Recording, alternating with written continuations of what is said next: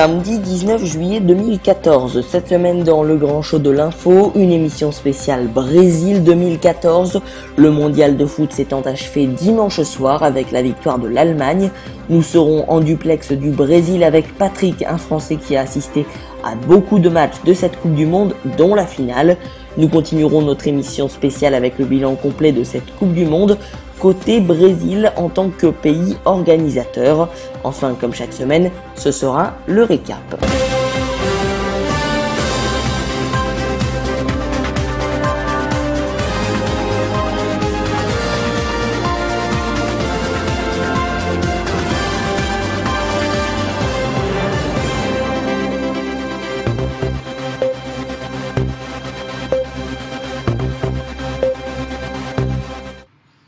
Bonjour à tous et bienvenue dans le grand show de l'info.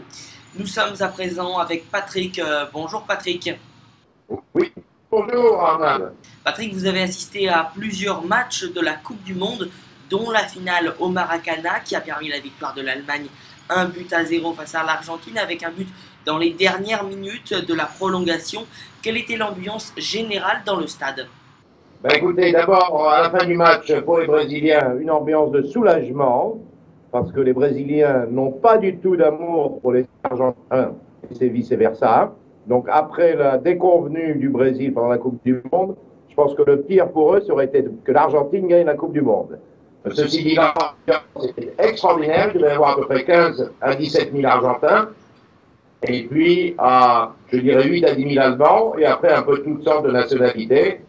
Bien évidemment, tout le stade, tous les Brésiliens supportaient l'équipe d'Allemagne. Et après, y a-t-il eu des débordements à la sortie du stade? Non, il y a eu pendant le match quelques échauffourées, parce qu'évidemment, les Brésiliens, les Argentins faisaient le signe 7 aux Brésiliens, puisqu'ils en avaient pris 7 contre les Allemands.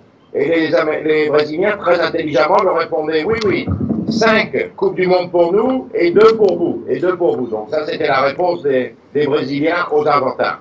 Oui, alors Patrick, cette Coupe du Monde, elle a été marquée par la défaite du Brésil en demi-finale par l'Allemagne 7-1. Comment ont réagi les Brésiliens à cette énorme défaite? D'abord, ils n'appellent pas ça une défaite, ils appellent ça une humiliation. Oui. C'est quand même le pays du football. C'était peut-être mort annoncé, mais les journaux ont beaucoup gonflé. De toute façon, le Brésil a joué au football pendant à peu près 45 minutes pendant toute la Coupe du Monde, c'est-à-dire la première mi-temps contre la Colombie. Le reste, ça a été médiocre, mauvais, et puis évidemment très mauvais contre l'Allemagne, et catastrophique aussi contre la Hollande. Donc la réaction des gens, évidemment, c'était quand même un peu la révolte, puisque se faire humilier chez soi en plus, pour sa Coupe du Monde, en demi-finale, par une équipe comme l'Allemagne, c'était quand même très très humiliant. Donc il y a eu beaucoup de pleurs, beaucoup de révoltes, et puis surtout beaucoup de gens qui disent il faut maintenant qu'on refasse le système du football brésilien et qu'on copie le modèle allemand ou le modèle européen de football, parce qu'il faut qu'on s'organise. Donc beaucoup de critiques au sujet de l'entraîneur, beaucoup de critiques au sujet de la défense, parce que le Brésil a quand même les 4 défenseurs les plus chers du monde, c'est-à-dire Dani Alves, c'est-à-dire Thiago Silva, c'est-à-dire David Luiz qui vient d'être transféré avant la Coupe du Monde pour 50 millions d'euros par le Saint-Germain, et puis finalement Marcel, et finalement tous les 4 ensemble, ça a donné 16 buts que le Brésil a pris pendant la Coupe du Monde en quelques matchs. Donc une catastrophe. Donc beaucoup de pleurs, beaucoup de tristesse, et surtout le sentiment d'une humiliation totale au niveau du sport roi chez eux, c'est-à-dire le football. Le pays va mal au niveau économique. Beaucoup de Brésiliens manifestaient avant la Coupe du Monde pour protester notamment le coût de celle-ci. Y avait-il beaucoup de manifestants dans les rues ou même devant les stades? Pas vraiment. Le Brésil, et surtout la présidente du Brésil, a eu beaucoup de chance, elle s'en est bien sortie, parce que si à la 116e minute du 8e de finale contre le Chili, le tir du joueur chilien rentre pour le taper sur la barre et le Brésil se fait éliminer, alors là on aurait eu d'énormes manifestations pendant les quarts, pendant les demi et pendant la finale. Le reste, donc ça s'était bien passé, les gens sont quand même assez nationalistes, c'est-à-dire qu'ils espéraient évidemment que le Brésil arrive le plus loin possible. Il est allé presque le plus loin possible parce qu'il est arrivé jusqu'au samedi, alors que la Coupe du Monde a terminé dimanche. Donc il y a eu très peu de manifestations à droite et à gauche. Ceci dit, un dispositif de police extraordinaire avait été mis en place dans tous les stades et dans toutes les villes du Brésil. Ouais, revenons maintenant au football et parlons un peu de l'équipe de France. Vous avez assisté au quart de finale entre la France et l'Allemagne. Comment était ce match selon vous? C'était un match, nos amis brésiliens évidemment ont estimé que c'était un mauvais match, mais un mauvais match pour nous, c'était un match excessivement tactique, excessivement technique, qui s'est joué à rien quand on pense à la 93e minute de shoot de Benzema et Neuer qui par chance met la main et la sort. Bon, on allait aux prolongations et je pense que les Allemands étaient quand même un peu fatigués derrière. Donc on a été un petit peu déçus parce que personnellement je pensais que de toute façon on allait sortir le Brésil en demi-finale et mon rêve était évidemment que la France prenne après l'Argentine en finale avec tout le public brésilien évidemment en faveur de l'Argentine. Donc un petit peu de déception, je pense que l'équipe de France a fait un bon mondial mais est quand même tombée sur le premier obstacle important qu'elle a eu, c'est-à-dire l'Allemagne. Donc l'objectif c'était l'écart. On savait qu'on allait prendre l'Allemagne en quart de finale.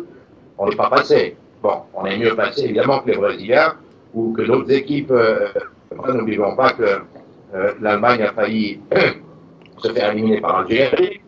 J'ai eu la chance d'aller voir Allemagne-Ghana à Fortaleza, où le Ghana menait de 1, et le fameux Klose a marqué son 16e but pour égaliser le match à 2-2. Donc, on a quand même été un peu triste pour le dénouement de ce match. Mais bon, il y a de la place, il y a l'Euro 2016 qui sera en France, il y a la Coupe du Monde 2018 en Russie. Je pense qu'il y a une sacrée génération qui arrive et surtout, et je pense qu'il faut le souligner, c'est peut-être le fait marquant de cette Coupe du Monde, on a un entraîneur qui est un garçon extraordinaire qui a déjà fait ses preuves. Et d'ailleurs, toutes les équipes un peu surprises de la Coupe du Monde, avec tous des entraîneurs extraordinaires, on peut parler de l'Algérie, on peut parler des États-Unis, qui avaient quand même des entraîneurs fantastiques. Donc je pense que c'est pas uniquement le talent, il faut quand même un homme derrière pour arriver à gagner la Coupe du Monde et à faire de bons résultats. Et puis enfin, Patrick, ce sera ma dernière question. Quel est votre plus beau match de cette Coupe du Monde? Disons que le plus beau match et le plus beau 0-0 de ma vie que je n'ai jamais vu, puisque j'ai quand même pas mal de matchs au compteur, ça a quand même été ce match entre le Costa Rica et la Hollande en quart de finale, donc que nous avons assisté, où il y a quand même eu 3 shoots sur la barre et 8 arrêts de miracle du Costa Rica. Bon, c'est terminé au penalty. On était soulagés parce qu'on aurait préféré voir une demi-finale Argentine-Hollande plutôt qu'Argentine-Costa Rica. Donc au niveau du football pratiqué et du suspense, je pense que ce match-là primait sur les autres. Ceci dit, on a eu d'excellents matchs pendant le mondial. Évidemment, bon, quand on voit la démonstration allemande contre l'équipe du Brésil, on avait un peu l'impression que c'était une équipe d'amateurs. Pour faire un bon match, il faut 2 équipes. Donc, à présent, dans le cas de Brésil-Allemagne, il n'y avait qu'une équipe sur le terrain. Donc, un match à sens unique, c'est pas bien drôle. Mais on a vu de très bons matchs, on a vu d'excellents gardiens, on a vu un public qui répondait. Je pense que les stades, on a d'ailleurs battu la moyenne des stades des dernières Coupes du Monde déjà réalisées. Et par contre, on a vu un arbitrage excessivement pauvre.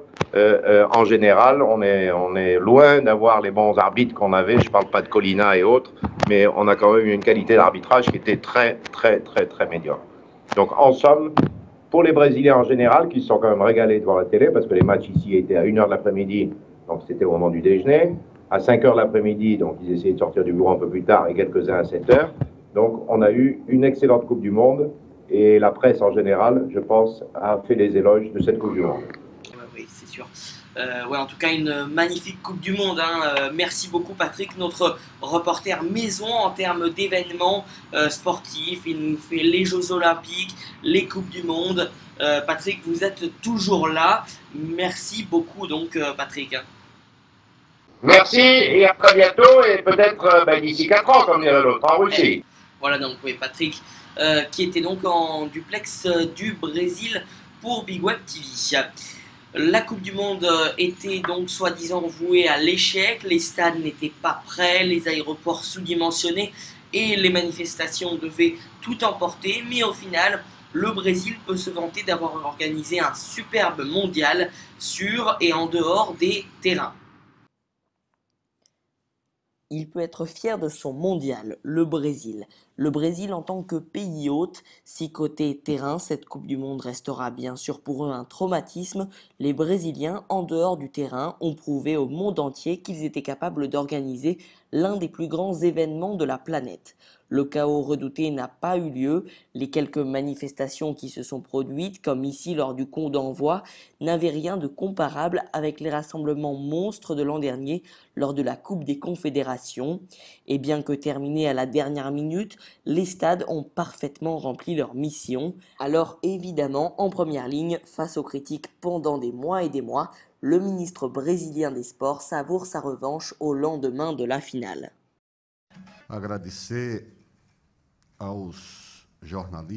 Je voudrais remercier les journalistes,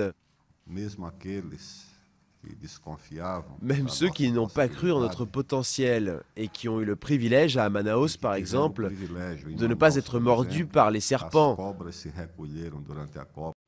Pas de victimes ni parmi les journalistes ni parmi les touristes, mais l'effondrement d'un viaduc encore en construction pendant le mondial a tout de même fait 2 morts à Belo Horizonte. De nombreux travaux d'infrastructure ont par ailleurs été abandonnés. Côté transport, le trafic a certes été intense mais finalement sans problème majeur. Le Brésil a réussi à absorber la deuxième meilleure affluence de l'histoire pour un mondial avec près de 3,5 millions de spectateurs et avec une telle foule, quelques accrochages de ci de là, mais globalement l'ambiance a été à la fête pendant plus de 4 semaines. Passion du football, samba et plage, la magie du Brésil a opéré, même au cœur des favelas. Le Brésil, si on parle de l'équipe du Brésil, elle n'a pas été à 100%.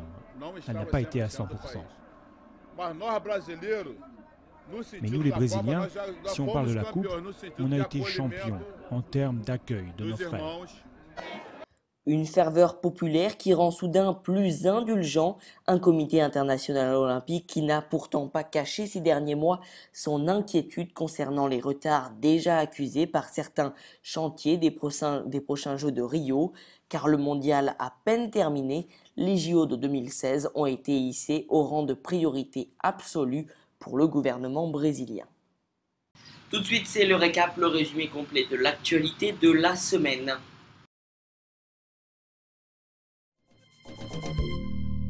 Traditionnel défilé du 14 juillet sur les Champs-Élysées à Paris, une parade militaire marquée cette année par le centenaire de 14-18.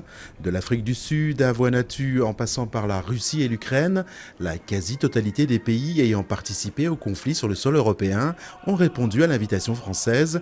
Les Parisiens pourront prolonger cette journée autour notamment d'un bivouac des poilus reconstitué dans le jardin des Tuileries. Jean-Claude Juncker élu président de la Commission européenne. L'ancien Premier ministre luxembourgeois a obtenu 420 voix pour et 250 voix contre.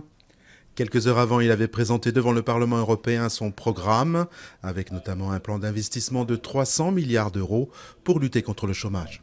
Un bilan humain toujours plus lourd au 9e jour de l'offensive israélienne contre la bande de Gaza. Au moins 16 Palestiniens, dont 5 enfants, sont morts mercredi. Au total, plus de 200 personnes, en majorité des civils, ont péri selon les services de secours. De son côté, Israël annonce que près d'1 millier de roquettes ont atteint son sol.